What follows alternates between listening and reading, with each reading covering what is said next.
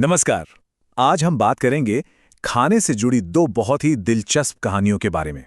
ये कहानियां हमें बताती हैं कि कैसे एक डिश सिर्फ डिश नहीं होती, वो दिलों को भी जोड़ सकती है। तो चलिए शुरू करते हैं। जरा सोचिए सवाल के बारे में, किसी भी रेसिपी में मसालों और दूसरी चीजों के अलावा और क्या-क्या हो सकता है? क्या उसमें कुछ यादें होती हैं, कोई संस्कृति या शायद इंसानी रिश्ते? आज की हमारी कहानियां असल में इसी सवाल का जवाब हैं। तो देखिए, हमारे सामने दो अलग-अलग सफ़र हैं। एक तरफ है स्वाति, जो एक राजस्थानी डिश को लेकर थोड़ी उलझन में है, अपने ही बनाए कुछ ख्यालों में फंसी हुई। और दूसरी तरफ है मानव, जिसका सपना है एक होटल खोलने का, लेकिन उसे खुद पर और दुनिया के तानों पर, दोनों पर शक है। तो चलिए देखते हैं कि इन दोनों कहानियों की शुरुआत आखिर होती कैसे है, क्योंकि कोई भी बड़ा बदलाव हो, उसकी शुरुआत एक छोटी सी हिचकिचाहट या शक से ही होती है। ये था स्वाति का पहला रिएक्शन जब उसकी बुआ ने उसे पंचकूटा सब्जी ट्राई करने को कहा।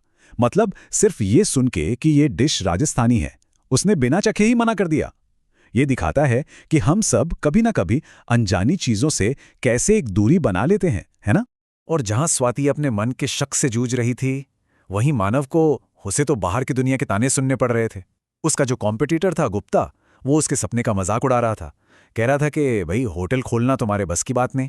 तो सबसे कमाल की बात क्या है, दोनों के लिए ही पहला कदम कोई बहुत बड़ा एक्शन नहीं था। नहीं, ये था बस दिल का एक छोटा सा बदलाव। स्वाति ने जब अपने परिवार को उस सब्जी को मजे से खाते देखा तो उसकी सोच बदलने लगी, और मानव को अपनी पत्नी माधुरी के भरोसे से हिम्मत मिली। अब हम कहानी के उस मोड़ पर पहुंचते हैं जहां खाना सिर्फ पेट भरने की चीज से कहीं ज्यादा बन जाता है। ये लोगों को जोड़ने का एक जरिया बन जाता है। ये कितनी ताकतवर बात है जो पंजाबी पड़ोसन ने स्वाति से कही। सोचिए, एक पंजाबी महिला राजस्थानी खाना बना रही है और वो ये समझा रही है कि दूसरे कल्चर को अपनाना ही तो देश की असली एकता है। और दूसरी कहानी में मानव और माधुरी ने कीमत तय की, सिर्फ 10 रुपए। देखिए, ये सिर्फ एक कीमत नहीं थी, ये एक मकसद था कि अच्छा और साफ सुथरा खाना हर किसी तक पहुंचे, खासकर उन तक जिन्हें इसकी सबसे ज्यादा जरूरत है। ये शब्द थे एक रिक्शा वाले के, जो उनका पहला कस्टमर था। जरा उस एहसास के बारे में सोचिए कि 10 रुपए की एक थाली किसी की सिर्फ भूख नहीं मिटा रही, बल्कि उसे सम्मान और सहारा भी दे रही है। इसने तो जैसे अमीर गरीब का फासला ही मिटा दिया। तो चलिए अब देखते हैं कि इन शुरुआती मुश्किलों और बदलावों के बाद आखिर में हुआ क्या, नतीजा क्या निकला इन दोनों कहानियों का। स्वाति का जो सफर था वो पूरा का पूरा अंदरूनी था। एक अनजान खुशबू से उसकी जिज्ञासा जागी, फिर उसने अपने परिवार की खुशी देखी, फिर उसने कल्चर की दीवारों पर सवाल उठाया, और आखिर में उस नई रेसिपी को सीखने का फैसला कर लिया। ये उसके अपने बनाए दायरे को तोड़ने की यात्रा थी। वहीं दूसरी तरफ मानव और माधुरी का सफर पूरी तरह से एक्शन से भरा था।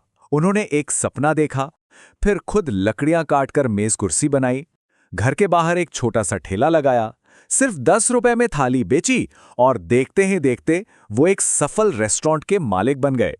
तो अंत में नतीजा ये निकला कि एक तरफ एक नई डिश सीखी गई और एक सोच बदल गई, और दूसरी तरफ एक नया रेस्टोरेंट खड़ा हो गया और एक सपना सच हो गया। मतलब दोनों ही कहानियों में जीत हुई। तो इन कहानियों से आखिर हम सीखते क्या हैं? ये हमें इस बात पर सोचने को मजबूर करती हैं कि हमारी थाली में जो खाना है वो सिर्फ खाना है या कुछ और भी है। और शायद सबसे बड़ी सीख यही है, खाना हमारी सिर्फ शारीरिक जरूरत पूरी नहीं करता, नहीं, ये हमें भावनात्मक और सामाजिक तौर पर भी जोड़ता है। ये दिलों को भरता है, दूरियों को कम करता है और अलग-अलग संस्कृतियों को एक दूसरे के करीब ले आता है। और अंत में ये सवाल अपने आप से पूछने जैसा है, आपकी जो सबसे पसंदीदा डिश है, उसके पीछे कौन सी कहानी छिपी है? क्या वो किसी त्योहार की याद दिलाती है, किसी खास इंसान की, या किसी नई जगह की? क्योंकि हर डिश की अपनी एक कहानी होती है।